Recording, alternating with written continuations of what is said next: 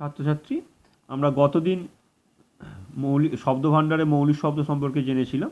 আজকে আমরা জানব আগন্তুক শব্দ এবং নবগঠিত শব্দ সম্পর্কে।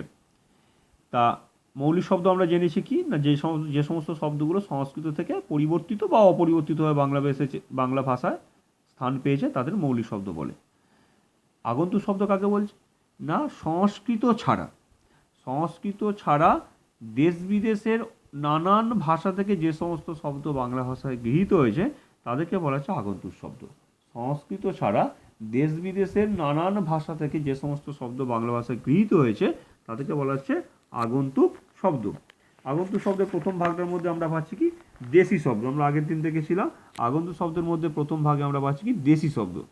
দেশি শব্দ কেন না, আমরা দেখতে পেলাম যে বাংলা ভাষা বা বাংলা শব্দ যেটা আমরা বলছি সেটা মূলত ভারতীয় আর্য ভাষা বিবর্তিত হতে হতে হতে হতে বাংলা ভাষা তৈরি করেছে। ঠিক আছে, সুতরাং বাংলা ভাষা বলতে আমরা আর্য ভাষারই একটা স্তরকে বুঝতে পারছি, বা ভারতীয় আর্য ভাষার যে শেষ স্তর নব্য ভারতীয় আর্য ভাষা, সেই স্তরের ভাষা হচ্ছে বাংলা ভাষা।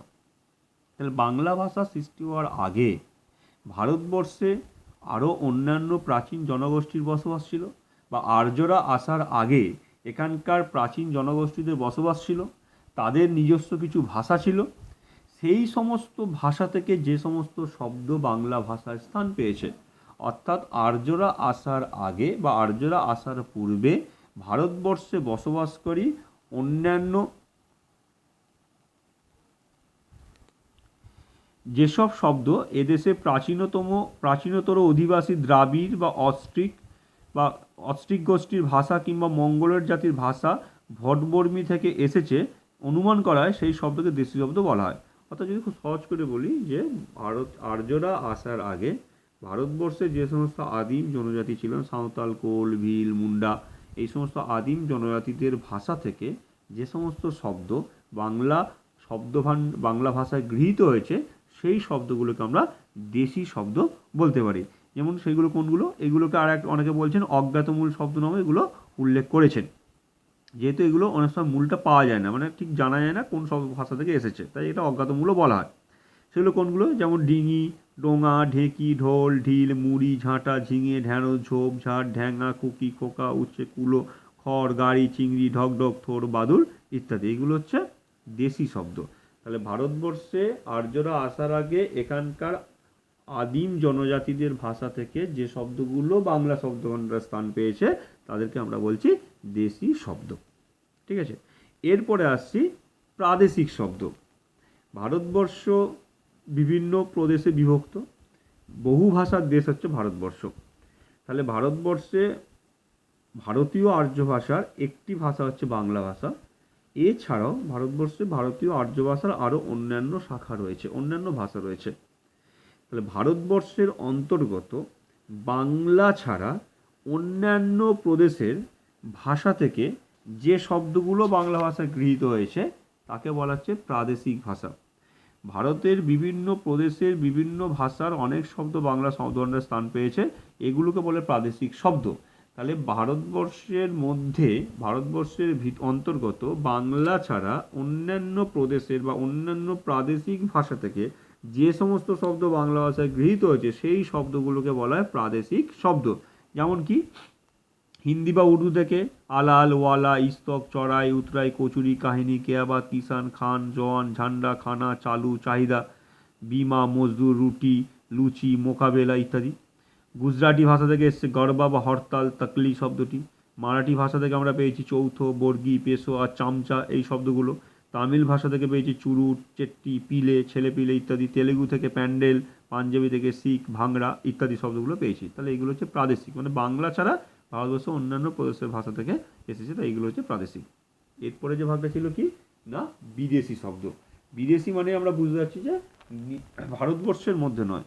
ভারতবর্ষের ইতিহাস যদি আমরা দেখি তাহলে বিভিন্ন সময় বিভিন্ন জনজাতি, বিভিন্ন দেশের মানুষ ভারতবর্ষের প্রাকৃতিক সৌন্দর্য এবং ভারতবর্ষের ধন সম্পদের কারণে বারে বারে ভারতবর্ষে এসেছেন, আক্রমণ করেছেন, লুট করেছেন, অনেকে এখানে বসবাসও করেছেন, এবং সেই সূত্রে তাদের ভাষা থেকে বিভিন্ন শব্দ বাংলা ভাষায় গৃহীত হয়েছে বা ভারতীয় অন্যান্য ভাষাতেও গৃহীত হয়েছে।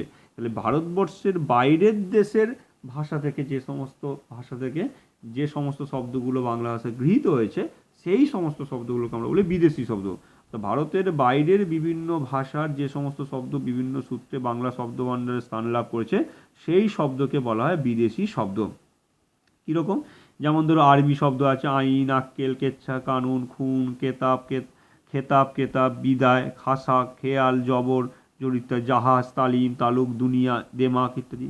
ফার্সি শব্দ আছে, যেখানে একটা কথা বলে কি ফার্সি এবং ফরাসি দুটোই দেখতে পাচ্ছ। ফার্সি হচ্ছে ইরানের ভাষা আর ফরাসি হচ্ছে ফ্রান্সের ভাষা, এটা যেন গুলিয়ে না যায়। ফার্সি আলাদা ভাষা, ইরানের ভাষাকে বলা হয় ফার্সি আর ফ্রান্সের ভাষাকে বলা হয় ফরাসি।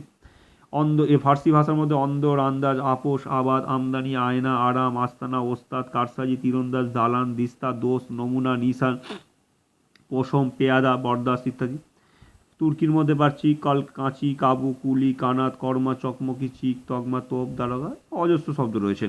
তোমরা এই শব্দগুলো কী করে একটু বারে বারে পড়বে, এত তো মুখস্থ রাখা সম্ভব নয়, কিন্তু বারে বারে যদি পড়ো তাহলে শব্দগুলো খুব নজরে থাকবে এবং সহজে সেটা মনে পড়ে যাবে। ফরাসির মধ্যে পাচ্ছি কার্তুজ, কুপন, বুর্জুয়া, রেস্তোরাঁ, রেনেসাঁস, এলিট, কাফে ইত্যাদি। আর ইংরেজি শব্দ তো বলাই বাহুল্য, সকাল থেকে সন্ধ্যে পর্যন্ত আমরা যে শব্দ ব্যবহার করি তার ম্যাক্সিমামটা ইংরেজি শব্দ। অফিস, আস্তাবল, কংগ্রেস, কনস্টেবল, কর্মার, class, check, chain, chair, table, ticket, table, telephone, doctor, depot, deputy, theatre, mess, motor, biscuit, label, rubbish, sonnet, signal সবই প্রায় ম্যাক্সিমামটাই ইংরেজি শব্দ। এছাড়া রয়েছে পর্তুগিজ শব্দ আচার, আতা, আনারস, আলকাতরা, আলপিন, ইস্ত্রি, ইস্পাত, কপি, ক্যানেস্তারা, পেরেক, ফিতা, বালতি, বেহালা, মার্কা, মিস্ত্রি, আগু, সাবান, পেঁপে পর্তুগিজ শব্দ, সালসা ইত্যাদি। জাপানি শব্দের মধ্যে পাচ্ছি সুনামি, জুজুৎসু, টাইফুন, রিক্সা, হারাকিরি, হাসনুহানা। ওলন্দাজের মধ্যে পাচ্ছি হরতন, রুইতন, ইস্কাপন, তুরুপ, স্ক্রুপ। গ্রিক শব্দের মধ্যে পাচ্ছি দাম, সুরঙ্গ, সিমুই, নাৎসি, কিন্ডারগার্টেন জার্মান শব্দ। চীনা শব্দের মধ্যে পাই চা, চিনি, লিচু। বর্মী শব্দের মধ্যে পাই ঘুগনি। এই ধরনের অজস্র শব্দ রয়েছে। এই শব্দগুলো সবই বিদেশি ভাষার শব্দ, তাই এগুলো হচ্ছে বিদেশি শব্দ। এরপরে আসি, তাহলে আমরা আগন্তুক শব্দের তিনটে ভাগ পেলাম, দেশি, বিদেশি এবং প্রাদেশিক। এরপর যে ভাগটা ছিল সেটা হচ্ছে কি নবগঠিত ভাগের মধ্যে হচ্ছে মিশ্র এবং অনুদিত। মিশ্র মানে বোঝা যাচ্ছে সংকর মানে কি মিশ্রণ, দুটি শব্দের মিশ্রণ। এক ভাষার শব্দের সঙ্গে অন্য ভাষার শব্দের উপসর্গ বা কিংবা প্রত্যয় যুক্ত যেসব নতুন শব্দ তৈরি হয় তাদের বলা হয় মিশ্র শব্দ বা সংকর শব্দ।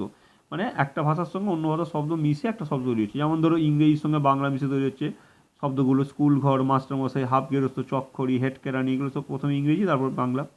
হিন্দির সঙ্গে ইংরেজি মিশে হচ্ছে লাঠিচার্জ, পর্তুগিজের সঙ্গে হিন্দি মিশে পাউরুটি, আরবি ফার্সির সঙ্গে বাংলা মিশে কাগজপত্র, বেনিয়ম, হিসাবপত্র, হিসাবরক্ষক, আইনগত। আরবি ফার্সির সঙ্গে বিদেশি শব্দ উকিল, ব্যারিস্টার, কাগজ, পেন্সিল, সিলমোহর। এছাড়া বাংলা শব্দের সঙ্গে বাংলা প্রত্যয় মাস্টারি, শহুরে, খেয়ালি, গোলাপি। বাংলা শব্দের সঙ্গে সংস্কৃত প্রত্যয় রয়েছে আমিত্ব, কাঁকড়ময়, রানিত্ব। বিদেশি শব্দের সঙ্গে তৎসম প্রত্যয় ইংল্যান্ডীয়, ইতালীয়, নাবালকত্ব। তৎসম শব্দের সঙ্গে বিদেশি প্রত্যয় দাতাগিরি, পণ্ডিতগিরি, পুরোহিতগিরি ইত্যাদি। অর্থাৎ দুটো ভিন্ন ভাষার শব্দ বা একটা ভাষার সঙ্গে একটা শব্দের সঙ্গে একটা প্রত্যয় যুক্ত হয়ে যে শব্দ হচ্ছে সেগুলোকেও আমরা বলতে পারি মিশ্র বা সংকর শব্দ।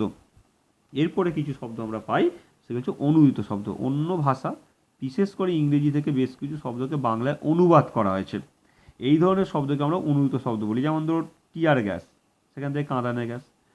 ফাউন্টেন পেন, ঝর্ণা কলম। নিউজ পেপার, সংবাদপত্র। রিস্ট ওয়াচ, হাতঘড়ি, এইগুলো বাংলা ভাষায় ছিল না, এগুলো ইংরেজি শব্দকে আমরা অনুবাদ করে শব্দগুলো তৈরি করেছি, তাই এই শব্দগুলোকে আমরা বলি অনুদিত শব্দ। তাহলে আমরা মোটামুটি দ্বিতীয় চ্যাপ্টারে যেটা দেখলাম যে শব্দভাণ্ডারে আমরা টোটাল বিষয়টাই বুঝলাম। সেটা কি বাংলা শব্দভাণ্ডারকে আমরা তিনটে প্রধান ভাগ, মৌলিক, আগন্তুক, নবগঠিত। মৌলিকের তিনটে ভাগ, তৎসম, তদ্ভব, অর্ধ তৎসম, এটা সংস্কৃত কেন্দ্রিক। আগন্তুকের তিনটে ভাগ, দেশি ভাষা যেগুলো বাংলা ছাড়া ভারতবর্ষে আর্যরা ছাড়া ভারতবর্ষের প্রাচীন জনজাতিদের ভাষা থেকে যে শব্দগুলো এসেছে।